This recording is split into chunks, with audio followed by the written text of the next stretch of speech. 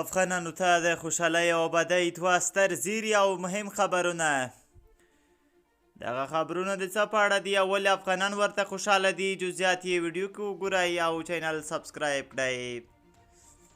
سلام، ستړي مه شئ د پښتو نیوز چینل محترمو لیدونکو، وخت مو بخیر. په مکړی تازه خو ډېر زیات مهم خبر ته. خوست کې د یوه چک ډیم د جوړولو چارې پیل شوې. د اوبو او انرژۍ وزارت چارواکو ویلي چې د خوست ولایت د دوامون د ولسوالۍ اړوند په انارباغ کلي کې د 1.5 میلیونه افغانیو په لګښت د یو چک ډیم جوړولو چارې پیل شوې دي.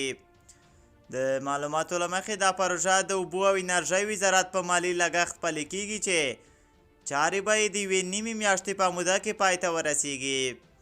د یاد ولایت د ځایي چارواکو په خبره دغه چک ډیم 29 متره اوږدوالی او 4.5 متره جګوالی لري چې په جوړېدو سره به لسګونه جریبه ځمکه د سیلابونو له تخریب څخه وژغورل شي.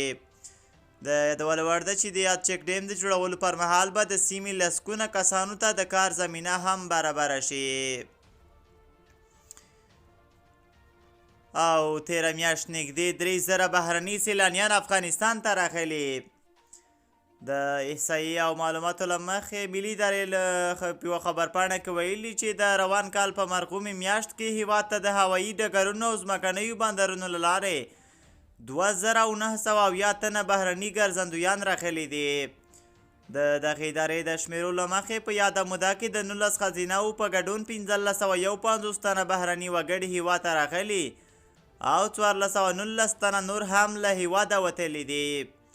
د احصایې او معلوماتو ملي ادارې په خبرپاڼه کې راغلي چې یاد ګرځندویان د نیمروز ولایت له بندره، د هرات ولایت له هوایي ډګر او له تورخم بندره راغلي او تللي دي.